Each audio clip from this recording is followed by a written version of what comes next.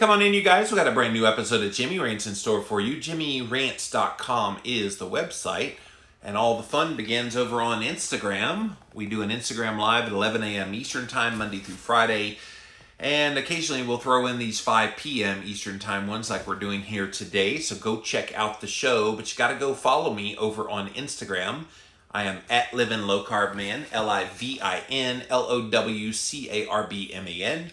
Once you are there, you can engage live in the show. We also do some regular content over there, stories, lots of really good information that we try to provide on my Livin' Low Carb Man page. We also simulcast over here on my Facebook page. Thank you guys for coming on the show today. JimmyRants.com is the website that has all the past episodes if you missed any of the previous shows. And then we do put all the videos up over on YouTube as well. Hello to all my YouTubers. Lots of engagement over there lately. Just type in a keyword, Jimmy Rants, in the search box and you will find the show. So if you watched a little bit early on today at the 11 a.m. Eastern Time show that we did, I addressed some of the conspiracy theories that are out there and why there is skepticism about a lot of the conspiracy theories. I also shared about some of the interesting negative feedback I've been getting from people, especially over on Facebook, all about me talking about some of these alternative theories. So I'm not one to just buy into theories carte blanche. I know there are people that they read something online and it immediately becomes the gospel truth. And we all know people in our lives that, they just, I heard that X does this to you, so I'm not going to do X because I know it's true. And then you go, okay, well, did you verify the sources? Well, no, I just read it on the... And they don't really do the footwork. And so one of the things I want to bring up here for this 5 p.m. Jimmy Rants is we need more critical thinking and not falling prey to any kind of irrationality as it relates to this COVID-19. Because there's a lot of people saying a lot of different things out there right now. Some of it may have bits of truth to it. Others of it may be completely untrue. And so how do you critically think in the midst of this? And thankfully, I have an article. I'm not going to read the whole thing because Denise Minger, so go to deniseminger.com, DENISEMINGER.com. If her name sounds familiar, if you remember the paleo days, she was the one that wrote a really incredible blog series that basically debunked all the claims in the China Study book by T. Colin Campbell. So it's the big Bible for the vegan movement. And they all cited the China Study. And so she is a science-minded individual who likes to take the complexity of science and make it a little easier to understand.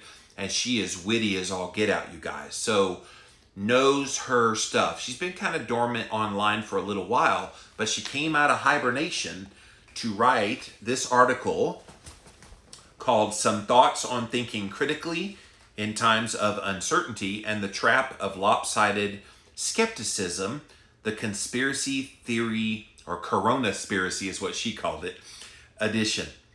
So she wanted to respond to a lot of the kind of craziness that is happening out there in the zeitgeist that is the internet and all the information being put out there regarding COVID-19.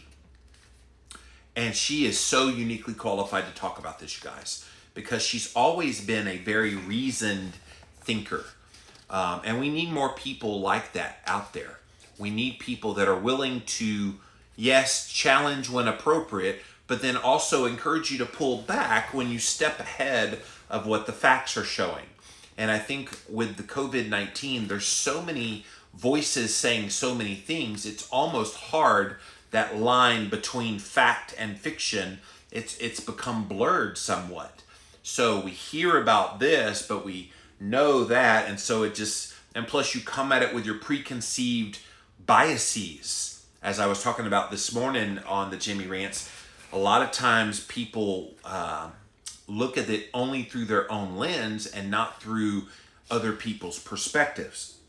So what Denise did here was she uses a lot of words. So like I said, this is 40 something pages that I printed out. I'm not going to read all of it. Let's see if I can skip around to some of the best parts. So let's go right to the beginning of the... Okay.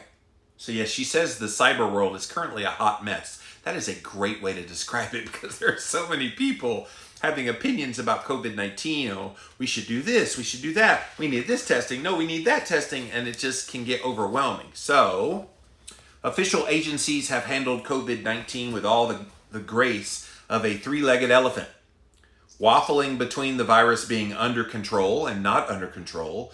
OMG, millions dead. Wait, no, it's only 60,000 dead. Let's pack the churches on Easter. No, let's lock down until August. Face masks do nothing to face masks do something, but healthcare workers need them more. To face masks for every face right now, please and thank you. Oh no, a tiger got the Rona. On and on and on. All of it is so dizzying, maddening, the opposite of confidence instilling.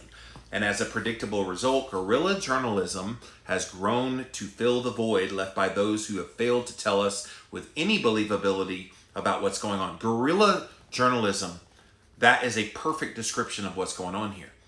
But she's right. We have the powers that be that have been writing the news stories and that have been providing the information about this. We have them to blame as to why all of these rumors are being put out there and conspiracy theories being put out there. They need to be crystal clear about what's actually happening.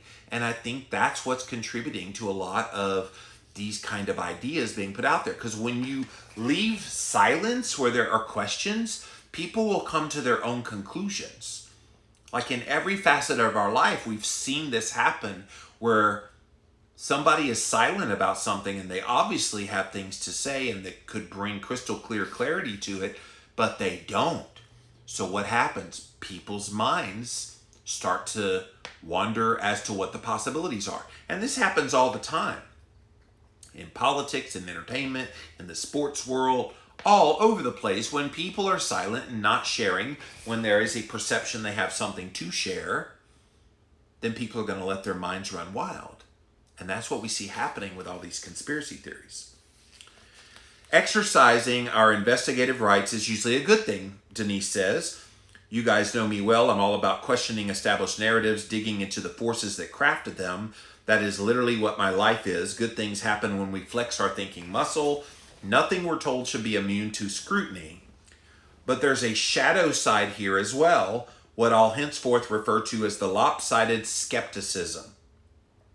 This is what happens when we question established narratives, but not the non-established narratives. More specifically, when we go so hog wild, ripping apart the official story that we somehow have no skepticism left for all the new stuff we're replacing it with. So it's okay to ask questions about the official things that are being put out there.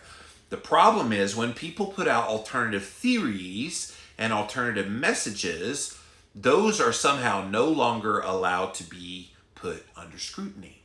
And she's saying we need to put the same amount of scrutiny under those things as we do the official things. And that's what's exactly going on right now. People are challenging the accepted script, but then these alternative views, some of them really wacky, and some of them have an element of truth to them, but they're not being put under that same scrutiny, which is why she wrote her article. I've been watching all the homegrown theories about COVID-19 spiral through various social media platforms.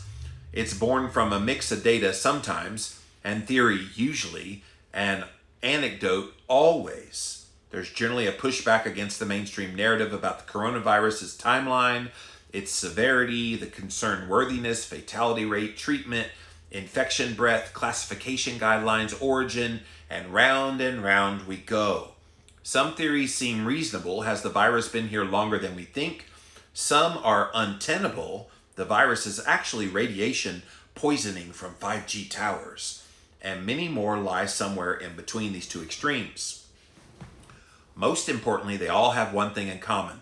It's a tendency to embrace any and all supportive data without, well, making sure that it's true. And that's the thing.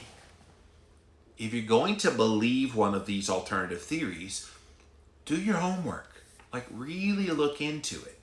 And I think what's happening, and this is just a product of our generation, of our culture, we tend to believe things we read online without really doing the verification.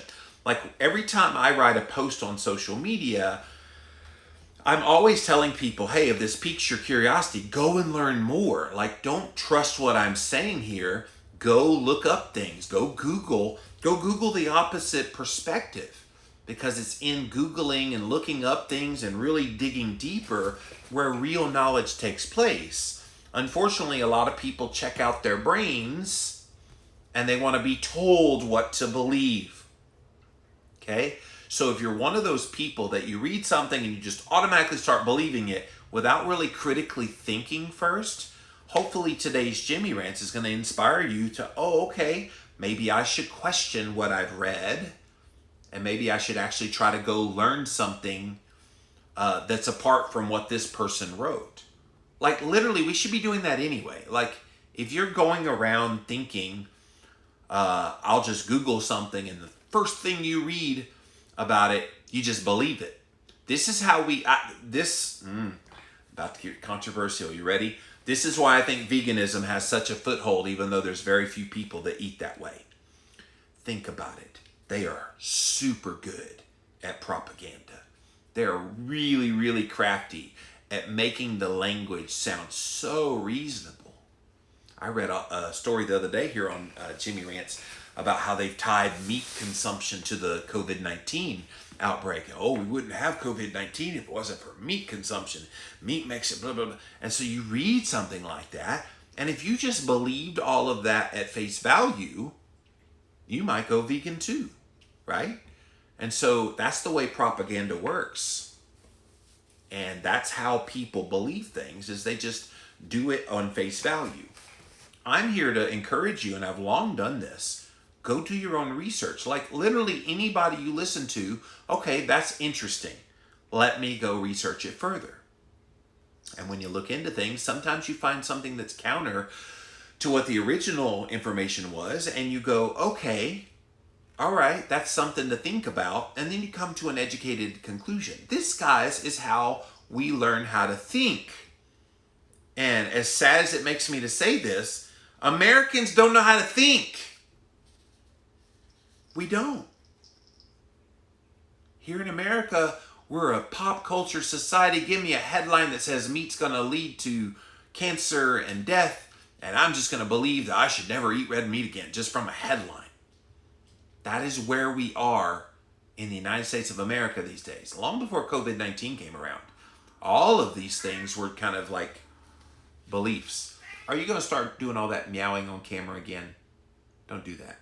One of my cats is going crazy again. Evidence we'd never give the time of day if it didn't work in our favor. I remember reading somewhere, excuse, yeah. Or I have a friend who knows someone who, right? YouTube interviews that are impossible to fact check, crowdsourced anecdotes, retracted papers, retweeted screenshots of Facebook comments from people whose name and profile pictures are blacked out. All of that stuff is everywhere. Unfortunately, throwing a bunch of really bad evidence together can create the illusion of a well-supported theory, and this is what is happening right now. This is what it's come to. In our rabid quest to undermine the powers that be and figure out what's really going on, we've thrown quality of control out the window and become that which we loathe, loyalist to narrative over data. So again, if you're joining us late, I'm reading from Denise Minger. She wrote a whole article about we need better critical thinking when it comes to these alternative theories and hypotheses regarding COVID-19. You can't just believe them at face value, because we're in basically the Wild Wild West right now with people just sharing anything and everything as a theory. So she goes through a few of those theories. Let's look at what might be the most popular COVID-19 theory circulating right now, that the mortality stats are getting padded by assigning deaths to COVID-19 that are really from other causes, thereby making this whole thing seem like it's worse than it actually is. So depending on the sub-theory, this might be due to financial incentives for hospitals because more COVID-19 patients equals more money, a coordinated government hoax to trick people into relinquishing their sovereignty, a way to butter us up for mass ID microchipping, something lizard people, and so on. That's what she said. So, from what I've seen, she continues, and by all means correct me if I'm missing something, this theory draws on the following claims. The CDC literally issued guidelines telling doctors and medical examiners to classify deaths as COVID-19 if they presume the patient has it and no test results needed. I did a Jimmy Rants about that. I shared a couple weeks ago where the CDC had that directive sent out. CDC data shows a precipitous drop in pneumonia deaths right around the same time COVID-19 started rising, suggesting pneumonia deaths have been getting reclassified as COVID-19 deaths and now creating the illusion of a pandemic. So, again, we've seen that graph where the seasonal flu has fallen off the face of the planet, but now COVID-19 has risen. People who die with coronavirus but not from coronavirus are getting counted as COVID-19 deaths, which would inflate the body count. And then despite COVID-19 mortality skyrocketing, total mortality is staying the same or even dropping, suggesting that a cause of death shuffle, if you will, and betraying the idea that we're seeing additional deaths from a new disease. In other words, some of these other classifications that they would have been in as a death category, they're now being thrown into COVID-19 to pad the statistics. This theory would be pretty awful if it was true. We have been got, duped, manipulated AF. But how solid is the evidence for this? Have we actually peeled this thing apart piece by piece before we get all ragey about the injustice? So maybe you've heard about this one and you've gotten upset. Oh my gosh, it seems like they're padding the numbers of COVID-19 deaths. Maybe, oh my God, like maybe you believed it. Like at first blush, you just went, yeah, that's what they're doing. Have we really dug a little deeper? Well, Denise did, and we're going to look at what she says. Let's unpeel the claims. So the first claim is the CDC is telling people to report COVID deaths without testing. So there is a guideline, COVID-19 reporting guideline, that was issued by the CDC, which gives permission to use COVID-19 on a death certificate if it's suspected or likely and probable or presumed. They also say it's okay to report it without testing confirmation. In other words, if they had the symptoms and then they die, they're saying to put it on there. And the WHO's emergency use ICD codes give a whole death code for COVID-19 that aren't confirmed by test. And then the National Vital Statistics System document, which is what I shared on Jimmy Rants a couple weeks ago, says that COVID-19 can be put on a death certificate when it's assumed to have caused the death. So the point of contention here, which has sparked something of an outrage on Twitter, which everything's an outrage on Twitter, is that these guidelines allow guesswork that could mess things up, especially if there's already some sort of incentive to bend the data in the direction of more coronavirus deaths. What if people assign COVID-19 willy-nilly to anybody who's coughing or has a fever, or who had a poorly timed bout of allergies? Where does the line get drawn? For sure, probable, presumed, suspected, and likely aren't reassuring words when it comes to a disease that we've had to shut down the whole world in order to contain it. But is this actually conspiracy worthy? In a clinical setting with actual doctors doing doctor things rather than us internet-dwelling oafs imagining how it might go, would these guidelines really lead to a significant over-reporting of COVID-19 deaths? So, she goes through all of the reporting that's out there and how they came up with the numbers. So, she's looking at the CDC reporting guideline, and she said it turns out there's really no sketchier than the CDC's guidelines for certifying pretty much any cause of death. According to the agency's medical examiners and Corona's handbook on death registration and fetal death reporting, it's okay to use personal judgment when there's uncertainty. So she's saying, let the doctors be doctors and let them figure out, okay, my best guess is blank, cause of death. Yes, medical examiners and coroners are invited to give their opinion. So are physicians, according to the Physician's Handbook on Medical Certification of Death, even with probable cases. So in other words, she's saying this is not unprecedented that they would allow such language to be used that would basically allow them to put a probable case of COVID-19 as COVID-19 on the death certificate. Medical examiners are broadly allowed to list causes that are suspected, to use probable and presumed, but then put that as the cause of death on the death certificate. So Alzheimer's deaths can get the same code whether the disease is confirmed or probable. So if it's probable, they still put it as Alzheimer's. So she's saying, well, this already has precedence with other disease ICD codes. So why are we making a big deal about COVID-19 being a likely or probable? This is not unprecedented. It's happened before. All right, so certifying any form of death is an imperfect, partly subjective process, and concessions that the reality are baked into all sorts of official guidelines. If an overzealous COVID ICD code is happening, it's not because the CDC told death certifiers to cook the books. I've seen this quite a bit. People are saying, oh, they're making everybody COVID-19 positive because they want to, pad the statistics. And especially the deaths. Well, they died from another cause, but let's call it COVID-19 so it looks like the death rate is worse. So she's saying, no, that doesn't appear what's happening here.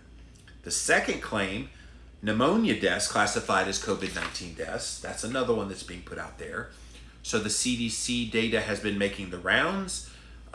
Something shady seems to be happening according to looking at the data. Around week 10 of this year, in March 2nd, the week of March 2nd, pneumonia mortality rates jumped off a cliff. So you can see it here, right there. That's where pneumonia rates took off, or basically took a dive. So right there, it took a dive suddenly. If we're already primed to think COVID-19 numbers are being doctored, then we might take that graph at face value and then add it to a stash of outrage fodder. But that would not be smart, my friends. Face value is where critical thinking goes to die. And so in the spirit of questioning literally everything, we must ask the question, could anything else explain why those rates went down?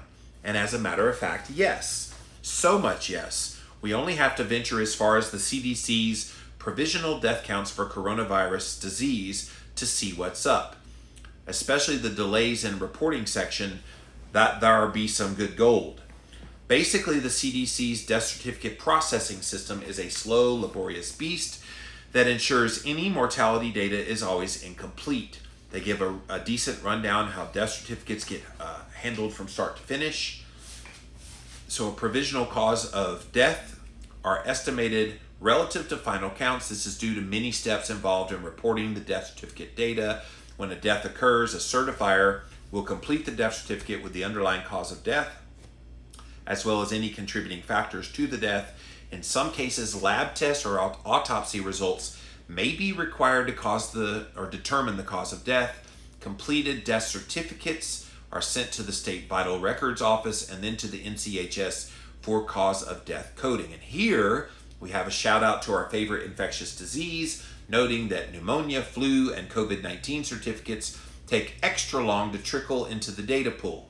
So she goes through looking at that data, and previous analysis from provisional data found that mortality data is approximately 27% complete within the first 2 weeks of the year, 54% within 4 weeks, and at least 75% within 8 weeks when the death occurs. Pneumonia deaths are 26% complete 2 weeks, 52 in 4 weeks, 72 in 8 weeks. Data timeliness has improved over the years, and current timeliness is likely higher than the published rates. So the CDC slaps this disclaimer at the end of every table of COVID-19, pneumonia, and flu deaths. This delay will be 1 to 8 weeks or more. So the CDC mortality figures are initially very incomplete and lowballed, retroactively fill in over time, which means a weird pneumonia death drop will show up on any time that we check the most recent data. So she does an illustration here that looks at it, and I don't have to show you that. So there's dives in the numbers at various times because of this. Data scientist Tyler Morgan even went to the trouble of graphing the data from every weekly CDC pneumonia report published the last decade to show how the line shifts as data gets backfilled. So she's got the animation in her article. Again, deniseminger.com is the website. In other words, there's nothing anomalous about the 2020 pneumonia trends. It's exactly the same as what's happened in previous years. All right, so that was claim 2. Claim 3, here we have the wildly popular claim that people are dying with COVID-19, but not from COVID-19, at least not in the numbers we're being told. It's basically a stereoed up version of claim number 1, just with more trickery and plot thickness and finger tinting. The number 1 killer, somebody tweeted, in America is heart disease, 1,002 people a day. Did you know that if you die from heart disease right now, they determine you to be asymptomatic carrier of COVID-19 in the postmortem, that they can legally add your death to the coronavirus? So she's basically showing that as proof of this third claim that people have. So the evidence for this one is a lot harder to fact check because there are actually no facts to check. Its trueness rests on us believing that doctors and death certifiers are being marionetted by evil forces or just plumb don't know what they're doing. The closest thing we've got to evidence about citationless social media posts like this one, which we're expected to believe because look at all the retweets.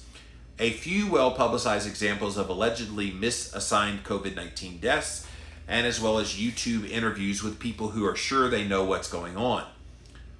One such video by Dr. Anna Bukasek has nearly 750,000 views at the time of the writing of this blog post. And so she goes on to discredit this Annie Bukasek because apparently she has a lot of questionable practices as a doctor that she now points out. So, serious question. How many looked up Dr. Bukasek before thrusting her atop the pedestal of trustworthiness? Maybe you saw this link. Maybe you got click on this, watch this. So you watch her, but did you ever go look her up? And this is what Denise is trying to get us to do. Okay, when you see something, whether it supports your view or is the antithesis of your view, are you doing your homework? Now, a lot of people will say, well, I don't have time for all that. Okay, that's a fair point. But I do think if we're going to start believing things based on something we see from one or two sources without verifying said sources, we've got to do at least a little more homework than just automatically starting to believe it. And this is what she's trying to get us to do, to start critically thinking. Assuming she's an impartial commentator on the situation, that's something people are doing. Should we put faith in someone we didn't know existed 10 seconds ago just because they're telling us what we want to hear and an internet headline make them sound prestigious? This is me intentionally and very shamelessly cherry picking to make a point. Not all of her reviews are bad. So she pulled out all the bad reviews of this doctor just to kind of show you can make someone look really good, or you can make someone look really bad. If we wanted to be truly fair, we could prod deeper and ask whether she might be getting bad review bombed because of her pro-life activism, her religious affiliation, her anti-vaccine stance. She's definitely got some haters. There's a lot of sticky, tricky gray zone business in evaluating reputation, which is why whenever possible, we should investigate a person's claims rather than their character. But the issue here is we can't invest the claims without installing cameras into every death certifier's brain and then watching what unfolds with their basal ganglia. So we're left with her word, and one person's word is not useful data at all, even if it's the best person in the world and the best of words used.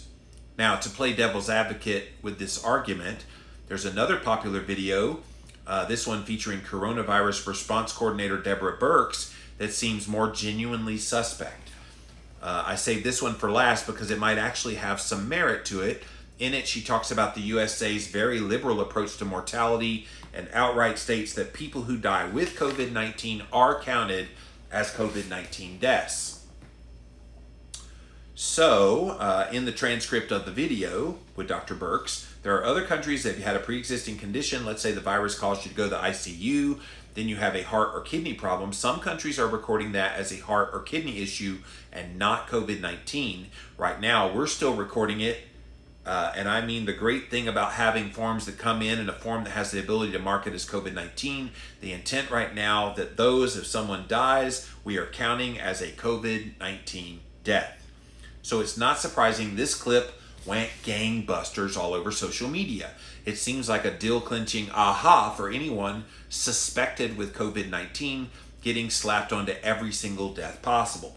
However, here and always, context matters. After all, this segment was cropped carefully from a much longer coronavirus briefing on April the 7th. If we listen to the full segment, the audience question that came before this clip, and then the follow-up question that came after it, and the answer that Dr. Birx gave, as well as the addendum by Dr. Fauci gave, we can better orient ourselves in the conversation that was happening. So she then provides a link to the video with the full conversation. Could it be that Dr. Birx thought the question asker was wondering if lack of testing might cause underreporting, and then try to reassure her by explaining that the current COVID hotspots are flush with tests, and that people with heart or kidney problems wouldn't be reported as dying from those things if they ended up with the coronavirus, especially since COVID-19 can cause cardiac injury and kidney damage. So it sounds to me like the thrust of the question, which was more along the lines of, are we sure we're not overcounting deaths, went over the heads of the task force. They addressed an entirely different issue. In other words, they misspoke. And so that misspeaking then became a part of this zeitgeist of the conspiracy. You see how it all comes together. It all weaves in and out. We can't read minds. I can't prove that it's all just political doublespeak. And of course, they understood the question. I think there's far too little information in the video to assess it from scam versus not scam. And more importantly, in the absence of actual mortality data that could clue us into potential over-reporting, I doubt analyzing this thing to smithereens can bring us any closer to the truth. Is this resonating, guys? Are you hearing what she's saying here? That a lot of this face value things that people are believing, she's saying dig a little deeper, just even a little deeper, and you might get to what the actual truth is. Claim number 4. Lastly and not leastly, the claim that COVID-19 isn't actually causing excess mortality. We're just reshuffling the deaths causes to stack up higher for COVID-19 and lower for everything else. Boom, insta-pandemic. So, she says there's a very important claim. This is a very important claim. It's the supreme ruler of all the claims that came before it, and perhaps all the incipient ones that will come after it. This is because, unlike causes of death, actual body counts can't be fudged. In other words, people that die, they died. Like, you can't fudge that number. This is one true test. If COVID-19 really is taking lives en masse, above and beyond what we'd expect from a normal death trend, then total mortality is where it will show up.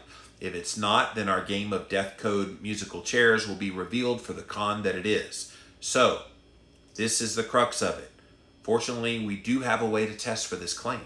Looking at total mortality trends in areas that COVID-19 has ravaged, places like New York City, and comparing that to historical mortality in the exact same location. An absence of anomalous death spikes, taking into account, of course, delays in processing the death certificates and the lag between infection and dying, would suggest that we're over-reporting COVID-19. And if excess mortality does appear, then we either have to concede COVID-19 isn't a nothing burger after all, or we need to propose that some other ghastly unnamed entity is stealing lives very coincidentally at the same time that we have a made-up pandemic. Don't you love the way she uses sarcasm, but in the right way? I love it. So let's dig into the COVID-19 is overblown theory. It asserts that total mortality isn't doing anything unusual, at least not significantly so. No more than a bad flu year, let's say. Depending on the source, we may be furnished with graphs that seem to determine this truth to our hungry, data-seeking eyes. And so she's got several of these graphs that show a mortality rate which is lower than the 5-year average, except she debunks that, saying, well, it looks like there's nothing there. Graphs use data from mid to late March when COVID-19 was starting to pick up steam in areas it's most recently terrorized. In March, there really weren't massive mortality spikes yet, except for maybe in Italy. Nothing to see here, folks, was true, and no one in the infectious disease world was claiming that. In March, the rumblings of upcoming mortality explosions was what people were getting worried about. That's what put us all in our houses on lockdown, not the numbers as they had currently stood at that moment. The whole deal with exponential growth is that it's, wait for it, exponential. So this is how we went from 0 reports of COVID-19 as of February the 15th, 65 1 month later, and 30,000 1 month after that. So let's see what happens when we look instead at the more recent data from countries with known COVID-19. And so she's looking at England and Wales, and it shows that there might be some underreported cases. And so she's looking at it compared to the 5-year averages that are out there. And what we see now is when you compare the data of the 5-year averages, this is 2020. 5-year averages, this is 2020. So data within context. Excess mortality in Spain as a whole from December 2019 through April 15th. You can see the spike in the data. So it was a lag, boom. See how it lagged and then spiked. Madrid got clobbered as well. Various parts of Italy, we saw all of that data, and it's very sad what happened in Italy. Switzerland looks pretty wonky for the 65 and older, so again we have a spike from the 65 and older, and it looks like they're padding the numbers. But what's happening is those numbers are just coming through, is what she's saying. New York City, graphed by the New York Times, also has seen very high levels of COVID-19 deaths. We could do this all day long, she said, but you get the point. Here's the deal. People are dying. The mortality trends for COVID-19 affected areas look like something happens when you're trying to draw a straight line and then you sneeze. It's just not normal. This is not how things should look. We can argue all we want about how accurate the data is for COVID-19, and indeed there's plenty to argue about, but total mortality is not lying. This is real. So she goes on to say we could peel apart all of this stuff and we could continue to believe what we're going to believe, but she's challenging people. Let's put on our thinking caps and let's think through these things before we just automatically believe them. So maybe you're one of those people that has bought into some of these things that have been put out there as theories regarding COVID-19. And Denise is just saying, hey, let's take a closer look at these. So she said, I realize not everyone can do as deep a dive into this as I have in this blog post. It's not possible. Not everyone can sit at home all day opening so many browsers that their MacBook freezes. I'm sure it did for her. We need a shortcut. So anyone who really wants to do the work to prioritize truth-seeking over ideology, to stay oriented in reality, or to let go of false narratives, but who don't have the time to do so, here are some questions to ask whenever a new or alternative theory presents itself, especially a theory that we find ourselves enamored with. So maybe think about some theory about COVID-19 that you've heard about, that you've just bought carte blanche. She's going to give you some questions to ask about it. None of these questions can substitute for a ruthless investigation, but they do help you stay grounded in situations where your mind can lead you astray. So you ready for these questions? It's about 10 or 12 of them. First question. Am I claiming to see through the media's fear-mongering, but falling prey to conspiracy fear-mongering instead? So we're all kind of challenging the narrative that's being put out there to us in the media. But are we also using that same scrutiny in looking at all of these claims that are the conspiracy theory type. Are you doing that? Number 2, am I being pressured to accept any theory in order to be woke and not sheeple? That's a very creative way to put it. And I've seen that quite a bit out there too. Oh, all the sheeple are just going to believe what they're told. And yet those people saying those things, aren't they sheeple as well? Number 3, have I read the full context of a quote, clip, or screenshot before I assume what it means? It's very easy to see a short little clip and just assume from that the totality of the context of that clip. So I love that she's trying to get people to say, okay, if you see something like that, what was said before? What was said after? Get the context. Don't pull it out of context. You can literally make anybody say anything by pulling things out of context. Next one, does the group promoting this theory invite questions and critique, or does it flippantly dismiss those things or attack its doubters? If you can't be challenged on anything that you're proclaiming online, yeah, that's suspect. Like, be challenged. I welcome people all the time. If I say something you don't agree with, okay, let's have the conversation. Don't be ugly. Don't start to lash out personally at me. But if I want to have a conversation, if you disagree with what I'm sharing, then share your disagreement and what you disagree with about what I said. Unfortunately, that decorum is out the window, and a lot of people use personal attacks on top of the disagreement, and it becomes this flame war. Next question, if this same form of evidence, a YouTube interview, social media comment, etc., supported the other side instead of yours, would you still consider it trustworthy? Now that's interesting. In other words, if the opposite of what you believe was being promoted with a YouTube interview or social media comment, would you not ask for evidence? Would you believe it? Probably not. So why do you believe what you believe without doing the same thing, looking it up? Next question. Am I taking time to research counter arguments to these ideas even when I want the ideas that I believe to be true? Guys, that is a critical question in so much critical thinking. Like, if you're going to think about things, the best debaters out there, they don't just learn their own arguments. They learn the opposite argument, and they learn to advocate for the opposite argument. One of the big things in debate class when I was in college was they would make you stand for a position that you disagreed with. So you had to make the case for the opposite of what you actually believe.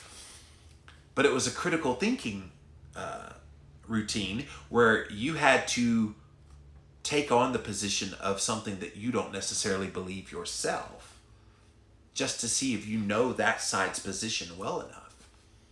And if you're not doing that already, that is a great skill to have. Whatever you believe, make the argument for the opposite side. A lot of people can't do that. But if you research the counter arguments to the ideas that you do believe, even when you want the ideas you believe to be true, look up the counter arguments just so you get all of the information. Next question, am I looking for good versus evil narratives as a distraction from my immediate reality? This is a big one. A lot of people, they're getting caught up in the conspiracy theories because they don't want to think about bad stuff happening in their life right now. Maybe they lost a job. Maybe they are struggling financially. Maybe they've got issues being holed up in their house with their kids and their spouse, and they just need something to be a distraction. That's very real as well. Is getting worked up about hypothetical injustice easier than being present with what's going on in your life? That's a big one. Next question, am I embracing this theory as a way to feel like I have control by naming an enemy in a situation where I feel helpless? A lot of people, the uncertainty of this COVID-19, the uncertainty makes them want a villain, and they want to point the fingers and say, this is why I feel this way. Yeah, that could be happening. Last question, does seeing myself as a good guy on the side of truth or justice make me feel like I'm validated, empowered, and important? So in other words, do you believe the things you're believing with these conspiracy theories and other things that are put out there? because you want to feel like you're on the side of truth, justice, and the American way. Yeah. So Denise concludes, it's easy to trick ourselves into thinking we're being good skeptics when we're really only lifted one veil of many. There's nothing woke about rejecting the official story while gullibly swallowing its alternatives. Rather, waking up means waking up to yourself. It's recognizing the battle of good and evil we project onto the world is playing out daily within ourselves. It's committing to seeing what is instead of stories about what is. It's spreading our skepticism evenly across the infoscape instead of saving it just for the things we already distrust. So, this is me groveling at the collective feet of the internet with one thing to say to anyone, everyone listening. We need to reflect on how we're processing the claims that we're hearing. If we're going to question official narratives, we also need to be questioning alternative narratives with the exact same degree of rigor. There's no use retiring our sheeplehood from the mainstream only to then rejoin the herd on a different pasture. So again, you guys, that was Denise Minger. Go to her blog, deniseminger.com, DENISEMINGER.com, and really fantastic articles, lots of links, lots of graphics, some thoughts on thinking critically in times of uncertainty and the trap of lopsided skepticism, Corona-spiracy theory edition. So did you like that? I love her turn of phrase. She was an English major in college just like me, so I love word nerds, and she's definitely one of those. But do you think she makes a point here? Like, are we too easily believing a lot of these theories that are being put out there about COVID-19? And there are so many, and they seem to be popping up on the daily. What do you think about this? Are you buying into them, or are you critically thinking as she's calling us to do? All right, I'm going to go to Instagram Live first, and if we have time, we'll go over to Facebook Live. Thank you guys for being here today. Welcome in, welcome in. JimmyRants.com is the website if you want to see the past episodes of this here show. Nita Mile says, can you post her name so we can see how to spell her last name? Yeah, I have spelled it out twice now. It's Denise, D-E-N-I-S-E, last name Minger, M-I-N-G-E-R.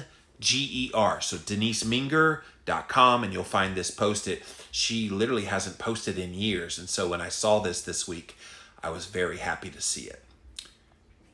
Cariana says, if your goal is sensationalism, people will decide everything you say is BS and dismiss all of it. News media, anyone. Yeah, the news media, this is the problem. Even the news media is not getting the official narrative right. So they're even questioning it with their own biases and their own kind of theories out there. And so it's happening everywhere. And so question it from the official, question it from the media, question it from the random person on social media. Just question and verify before you believe anything. One of my best qualities, Beth says, is asking why. One of my most annoying abilities is asking why. Yeah. It's like the little 2-year-old. Why, mommy? Why? Nev says, do you think that had to do with the lack of tests at that time? Probably did, Nev. She's talking about the death rates being so much lower before, and now they're higher because now we have testing and confirmed cases. That's possible that it was the testing. This thing came on us so quickly, I don't think anybody was prepared. We all got caught flat-footed, and I still don't think we're caught up yet. Alberto says in Puerto Rico, they were counting the quick test and blood test results for the same person as 2 different COVID cases, which does inflate the numbers. Well, that would be something that I would say, okay, let's look at the evidence for it.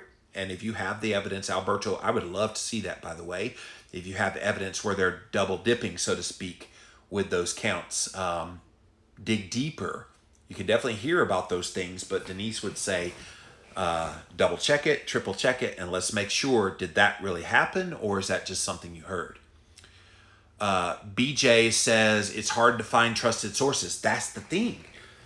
Who do you believe? The news media has let us down. They have not given us good information, and so who do you believe? This is why some of these alternative voices have gotten a foothold with some of these conspiracy theories, because the news media is not doing their job telling us the things that are important. all I can say is I guess we go straight to the sources of where the information primarily is coming from, and that's at the top of the food chain when it comes to the people directly involved. So if you have a frontline worker, medical worker, they know what they're talking about. If you have someone working trying to get testing more available, some of the politicians involved in that, they would have that. I think you stay away from a lot of the just random rumors. If it seems like it's just an outlandish rumor, that's the one that your BS meter should go up really strong on, and do exactly what Denise has mentioned here. Get more critically thinking and start thinking through, okay, is this true? Let's find the counter argument and see if we can debunk it. All right, thank you, Instagram. We're going to pop over here to my Facebook page. Hey, guys. Jacqueline said, I'm here. I can handle 2 p.m. Pacific. Looking forward to this topic. Well, I'm glad you're here today. Thank you.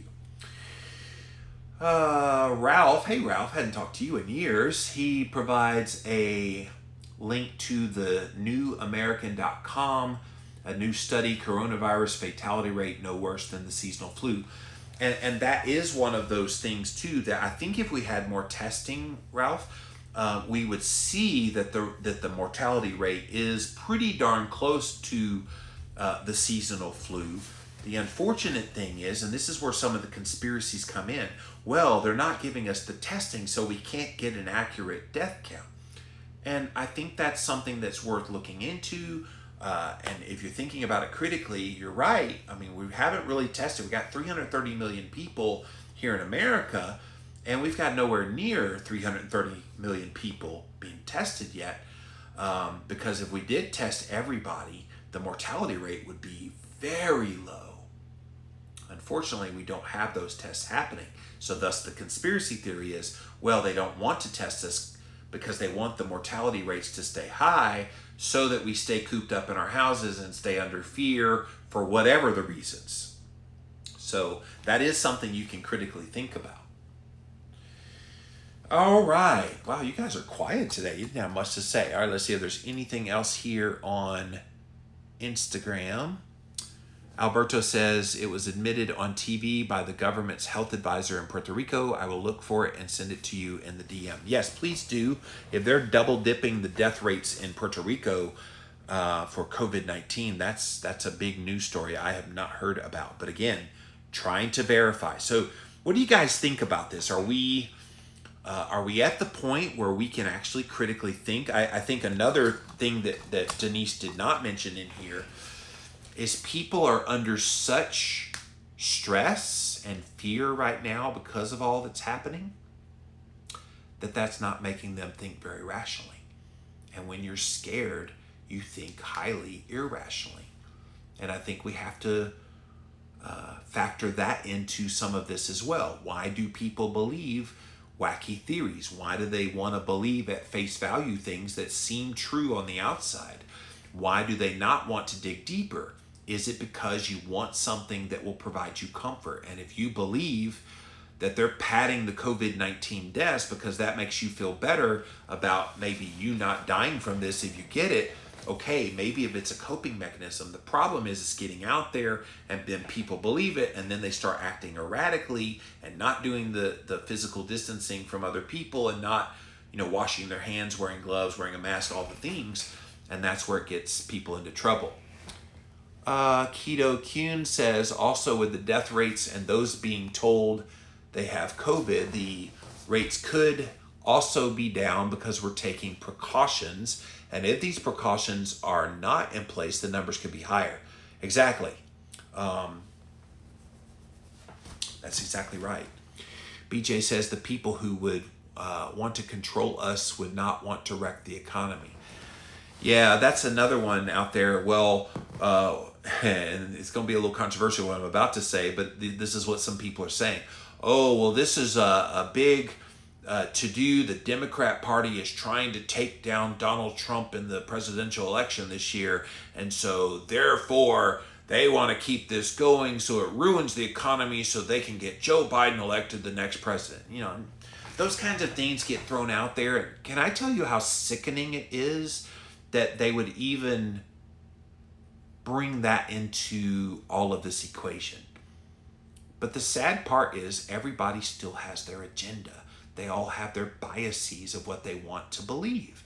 And so if that kind of thing is put out there, then you got people who buy into it. Double check it. Are they actually using this? Are they using it as a propagandist tool? I'm not saying they're not. I'm not saying they are. I'm just saying you really have to kind of dig deeper and see what's really going on here. So hopefully this Jimmy Rants here today gets you to think in another direction. When you see one of these theories, can you verify it? Kat says not everybody loses during that time. Many are winning economically. Yeah. If you work in a grocery store or you work in a big box store or some of these other essential workers, a lot of those workers are getting overtime. So there are people still working. A lot of industries still thriving at this time. What's been funny to me has been watching all the advertisements on Facebook and Instagram for the face masks. Like if you go on your stories right now here on Instagram, it's probably the same way on Facebook, but here on Instagram, you watch a couple of stories. The third one is an ad for somebody's face mask. And then a couple more stories and then another ad for more face masks. It's like everybody and their mama's selling face masks right now. It's crazy. It's crazy. So the bottom line here, critical thinking, you guys. Use it. Critical thinking will prevent you from falling prey to any kind of irrational COVID-19 rumors that are being put out there. And we need to be thinking better, especially in this time where there's so much information. This is when the internet sucks, because you get information overload. And so people who are honestly trying to find out what the deal is can't find the information they're looking for because they're so overwhelmed by all these voices saying all these things. So hopefully, if you came in late and you missed the part of the Jimmy Rants where there's key questions you can ask whenever you see a claim of something, a conspiracy theory, a rumor, ask those questions, you guys, because they will help you. Anabra says Bill Gates is going to save the world. No need to worry. Vaccines and vegan burgers all around. So Bill Gates is one of those things that people are really coming down on him hard. Ask all those questions regarding Bill Gates. I did a Jimmy Rants this morning where his name came up as one of the conspiracy theories that he created this blah, blah, blah. Use those questions that Denise mentioned. Linda says, I don't know why my name has 3 laughing faces under it. Nothing funny about this. Must have happened in my pocket. Did you butt laugh at me, Linda? And on that note, on the butt laugh, we will end this episode of Jimmy Rants. As always, head on over to jimmyrants.com for all the past episodes of this show. So be sure to go check us out there. But we start the fun over on Instagram. So go follow me over on Instagram at Livin' Low Carb Man, LIVINLOWCARBMAN. Once you are there, engage live in the show. We go live at 11 a.m. Eastern Time, Monday through Friday, and sometimes at 5 p.m. Eastern Time. So you got a bonus one here today on Jimmy Rants. If you missed the live, you can watch it on replay for up to 24 hours on Instagram. Then it pops over to jimmyrants.com for all the past episodes. We also go on YouTube, so thank you to all my YouTubers watching this on replay. Go to youtube.com, type in a keyword Jimmy Rants, and you will find the show there. So guys, we got a lot more to talk about here coming up on Jimmy Rants, and I think my next one is going to be about all the people on anti-anxiety medications. We've seen a spike in the prescriptions for people having anxiety in the midst of the coronavirus outbreak. So I want to talk about that. I want to talk about strategies about how to keep that anxiety down so you don't have to take a medication to try to deal with the stress of all this. So we're going to talk about that at the 11 a.m. Eastern Time Jimmy Rants on Tuesday. So thanks for being here today. And until next time, we'll see you then. All right.